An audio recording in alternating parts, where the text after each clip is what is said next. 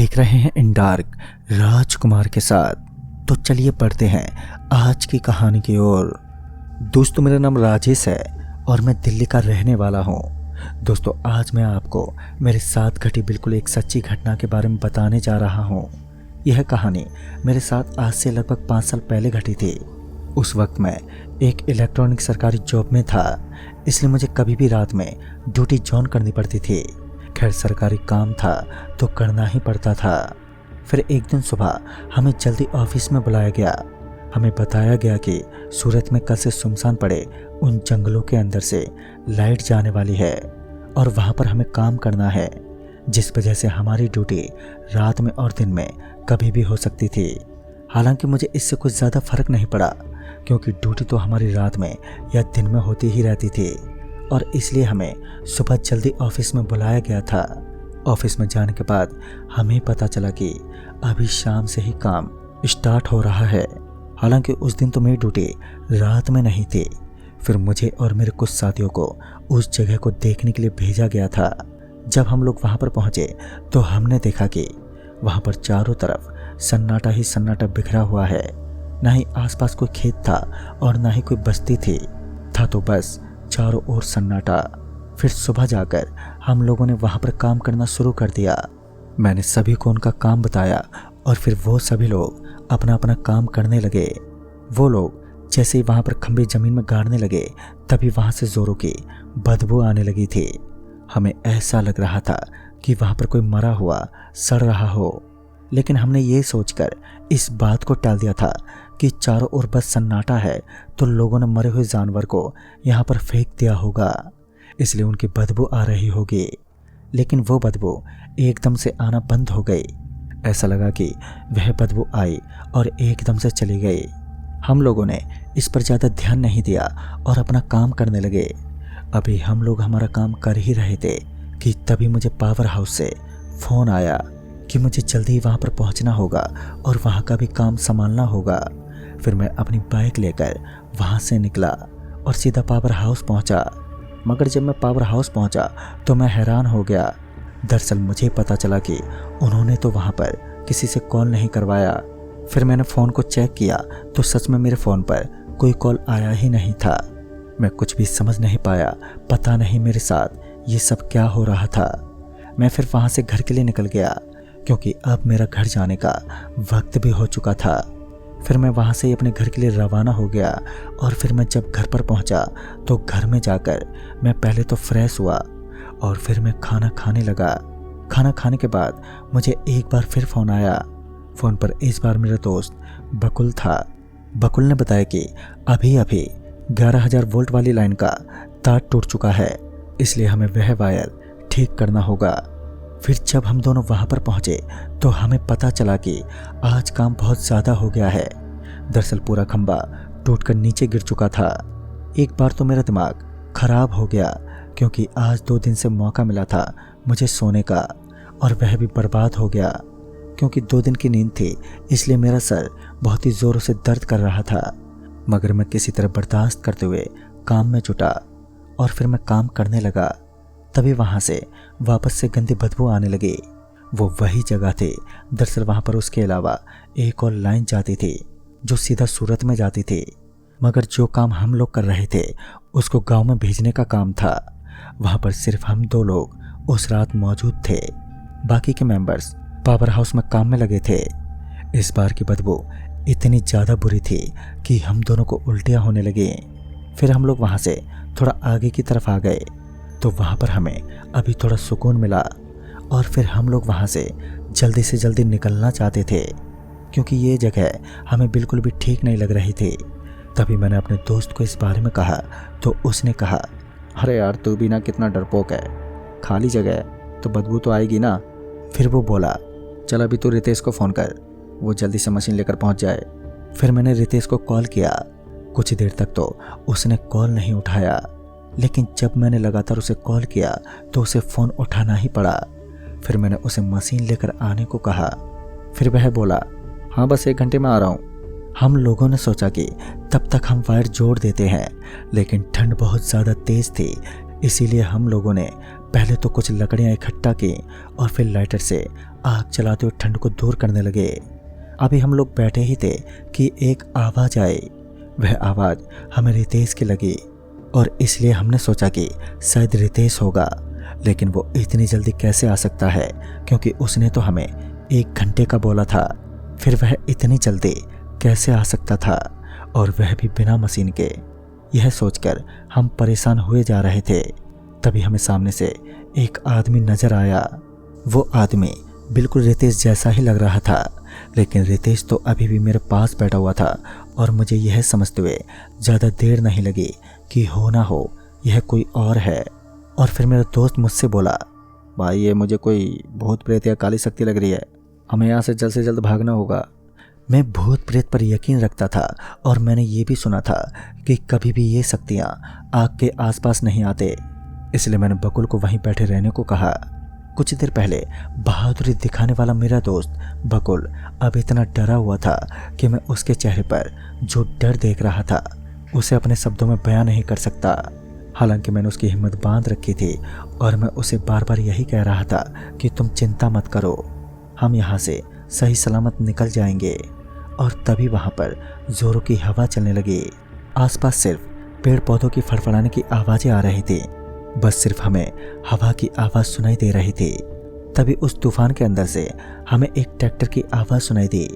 हमें लगा कि शायद हमारा दोस्त मशीन लेकर आ गया होगा, मगर अब उसकी ज़िंदगी भी खतरे में पड़ने वाली थी, क्योंकि उसे इस घटना के बारे में बिल्कुल भी पता नहीं था। और फिर वही हुआ जिसका हमें बहुत ज़्यादा डर था। दरअसल वह मशीन और ट्रैक्टर एकदम से पलट गए और साथ ही हमारा दोस्त भी, मगर हमारे दोस्त को इतनी चोट नहीं आई। फिर मैंने उसे आवाज़ दी कि वह जल्दी से दौड़कर हमारे पास आ जाए, क्योंकि आग के पास सुरक्षित रहा जा सकता है। फिर हमारा दोस्त भागते हुए हमारे पास आकर रुका और फिर हमने उसको सारी बातें बताई। तो उसने बताया कि यह एक छलावा है जो कि अब हमारे पीछे पड़ गया है। अब हम सबको एक साथ रहना होगा, वरना ये किसी का भी रूप लेकर हमारी जान ले सकता है। उस बवंडर के अंदर कुछ तो बात थी, क्योंकि वह बवंडर हमारे आसपास बिल्कुल भी नहीं मंडरा रहा था। शायद आग की वजह से यह तो साफ था कि वह छलावा हमसे दूर था। जब तक हमारे पास आग जलती रहेगी तब तक वह हमारे पास बिल्कुल भी नहीं आ पाएगा। मगर अब लकड़ियां खत्म हो चुकी थी और आग बुझने वाली थी, और अब हम लोगों को डर सता रहा था, क्योंकि अब सुबह होने में काफ़ी समय था और अब आगे क्या होगा। फिर जब मेरे दोस्त ने नेट पर सर्च किया तो उसे पता चला कि यहाँ से लगभग 1 किलोमीटर आगे एक भगवान का मंदिर है, तो हम लोगों को किसी तरह उस मंदिर तक पहुँचना होगा, वरना आज की रात हमारी अंतिम रात हो सकती है। लगभग आधे घंटे तक हम लोग वहीं बैठे रहे और अब वह आग पूरी तरीके से बुझ चुकी थी। फिर हम लोगों के पास वहाँ से भागने के अलावा कोई और चारा भी नहीं था, इसलिए मैंने अपने दोस्तों को कहा हमें यहाँ से जल्दी भागना होगा। और फिर मैं अपने दोस्तों को लेकर वहाँ से भागने लगा, मगर तभी बकुल का पैर एकदम से एक पत्थर से टकरा गया और बकुल वहीं पर नीचे गिर पड़ा। तभी मुझे सामने बकुल भागता हुआ दिखा और ये देखकर मैं एकदम से दंग रह गया, क्योंकि अब मुझे ये जानना मुश्किल हो रहा था कि आखिर इनमें से असली बकुल कौन है। फिर मुझे याद आया कि दरअसल छलावे की आंखों में अगर लगातार हम देखते रहें तो वो हमें ज़्यादा देर तक देख नहीं सकता, और मैंने इसी कमज़ोरी का फ़ायदा उठाते हुए मेरे सामने भाग रहे उस बकुल को आवाज़ दी, तो वो मेरी तरफ देखने लगा और मैं भी उसे घूरने लगा। तभी उसने एकदम से अपनी आंखें नीचे कर ली और उसी वक्त मेरी नज़र उसके पैरों पर पड़ी, तो मैंने देखा कि उसके पैर तो सामान्य लोगों के पैरों से काफ़ी मुड़े हुए थे। मैं समझ चुका था कि यही छलावा है। फिर मैं अपने दोस्त बकुल को खड़ा करके उसे अपने साथ भगाने लगा। इस बार हम भागते भागते कुछ मीटर की दूरी तय कर चुके थे, लेकिन अब हम बुरी तरीके से थक चुके थे। तभी मुझे याद आया कि हमारा तीसरा दोस्त हमारे साथ नहीं है। जब से मैं बकुल को वहाँ से उठाकर लेकर आया हूँ वह हमारे साथ ही नहीं था। फिर मुझे लगा कि शायद वो आगे चला गया होगा, लेकिन तभी मुझे पीछे से उस दोस्त की आवाज़ आई, मगर मैं इतनी जल्दी खतरा उठाना नहीं चाहता था। क्योंकि अगर वह मेरा दोस्त नहीं हुआ तो फिर पक्का छलावा ही होगा। लेकिन मुझे ठीक तरीके से ये भी पता नहीं चल रहा था कि आखिर वह एक छलावा ही है। मगर मैं अभी अपने दोस्त को आवाज़ देने लगा और मैंने 5 बार अपने दोस्त को आवाज़ भी लगाई, मगर मुझे कोई भी आवाज़ सुनाई ही नहीं दी। यानी कि मुझे सामने से कोई आवाज़ नहीं आई। तब जाकर मुझे लगा कि हो ना हो वो कोई शैतानी शक्ति है, क्योंकि अगर वह मेरा दोस्त होता तो अब तक मुझे सामने से वो जवाब देता। और यही सोचकर हम दोनों फिर से आगे बढ़ने लगे। तब मेरा दोस्त मुझसे बोला, यार अगर वो आगे नहीं गया होगा तो फिर हम अपना दोस्त खो सकते हैं। यह बात मुझे भी कहीं ना कहीं ठीक लगी। मैं भी अपने दोस्त को खोना नहीं चाहता था, इसलिए मैंने वापस जाने का फैसला किया। इस बार मैं और मेरा दोस्त बकुल छुपते छुपाते हुए उस जगह पर पहुंचे तो हमने देखा कि हमारा तीसरा दोस्त एक पेड़ से बंधा हुआ है और उसके चारों ओर एक अजीब सा दिखने वाला एक बूढ़ा शख्स चक्कर लगा रहा था और उसके नाखून बड़े बड़े थे, साथ ही उसके दांत बाहर निकले हुए थे। पता नहीं चल पा रहा था कि वो छलावा था या कोई राक्षस। तभी पीछे से हमें आवाज आई कि हमें हमारा दोस्त पीछे से पुकार रहा था। फिर मैंने अपने पेड़ से बंधे दोस्त की तरफ देखा तो मैंने देखा कि उसकी आंखों की पुतलियां थी, जिस वजह से मेरा यकीन गहरा हो गया कि ज़रूर ये मेरा दोस्त ही है। अभी रात के करीबन 3 बज रहे थे और कहते हैं कि इस समय पर भूत या बुरी शक्तियाँ जिनकी ताकत दोगुना बढ़ जाती है, और यही चिंता मुझे और भी सताई जा रही थी। तभी वो प्रेत एकदम से बड़ा होने लगा और अब उसकी लंबाई पहले से भी दोगुना ज़्यादा हो चुकी थी। साथ ही उसके हाथों में एक तलवार भी थी। अब मेरी हिम्मत जवाब दे चुकी थी और मुझे ऐसा लगा कि हमारा यह दोस्त इस दुनिया से जाने वाला है। लेकिन तभी मुझे याद आया कि मेरी पत्नी ने मुझे हनुमान जी का एक लॉकेट दिया था जो मैंने अपने वॉलेट के अंदर रखा था। मैंने अपने वॉलेट को बाहर निकाला और बाहर निकालकर मैंने उस लॉकेट को उसके अंदर ढूंढा तो लॉकेट मुझे आसानी से मिल गया और मैं अपनी ज़िंदगी को हथेली पर रखकर उस प्रेत की तरफ भागने लगा और ज़ोर ज़ोर से गायत्री मंत्र बोलने लगा। फिर उसके पास पहुंच गया और फिर मैंने अपने दोस्त को एकदम से पकड़ लिया और फिर जब मैं पीछे पलटा तो वो प्रेत मुझे नजर ही नहीं आया। पता नहीं वह एकदम से कहां पर गायब हो गया और मेरे दोस्त को मैंने उस पेड़ की रस्सियों से खोला जो कि वो बेहोश हो चुका था। अब मैंने अपने बैग से पानी निकाला और उसके ऊपर पानी की छींटे मारी और उसे होश में लेकर आया। फिर हम दोनों बकुल को ढूंढने लगे। बकुल जो कि उस पेड़ के पीछे छुपा हुआ वहीं पर बैठा हुआ था।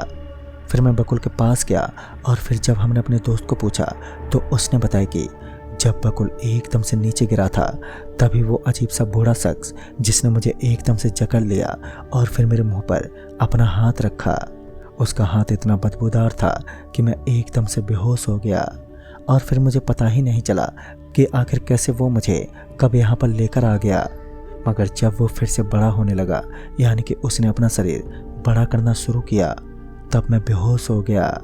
सारी बातें बताने के बाद उसने मुझसे कहा कि अब हमें यहाँ से जल्द निकलना होगा और वैसे अभी भी देर रात का समय था, इसलिए हम लोग वहाँ से भागने लगे। खैर हम लोग किसी तरह उस मंदिर तक पहुँचे। उस मंदिर के अंदर पहुंचकर हमने चैन की सांस ली। उस मंदिर के एक कक्ष में एक साधु बाबा थे। हमारे हड़कंप से उनकी भी नींद खुल गई। साधु बाबा ने इतना डरा हुआ देखकर हमसे पूछा कि बेटा क्या हुआ आपको। तब हमने उन्हें अब तक घटी सारी बात बताई। तब जाकर साधु बाबा ने बताया कि दरअसल वह जगह पूरी तरीके से सुनसान है और उसकी लगभग आधे किलोमीटर के दायरे के अंदर उस जमीन के नीचे गड़े मुर्दों का राज है और यही वजह है कि उस इलाके में कोई नहीं ठहरता। कहते हैं कि सालों पहले वहाँ पर एक गांव बसता था। कहते हैं कि बाढ़ जैसी प्राकृतिक आपदा के कारण उस गांव की भूमि बंजर बन गई। उसमें काफ़ी लोग ज़मीन में धंस गए और उनकी ही लाशें इसी तरह ज़मीन में धंसी रहें। बस इसके बाद से वो जगह श्रापित बन गई। अकेले ठहरना तो खुद की मौत को चुनौती देने के बराबर है। सुबह होने के बाद हम लोग टीम के पास गए और वो सब भी बहुत हैरान थे और वो काम भी रुक गया। दोस्तों बाकी ये किस्सा बहुत ही दिल दहला देने वाला था। वो तो हमारी खुशकिस्मती थी कि हम आज सही सलामत हैं, वरना उस रात एक गलती हमें उस जमीन के अंदर ले जा सकती थी। तो दोस्तों इस कहानी में बस इतना ही। तब तक के लिए बाय एंड टेक केयर।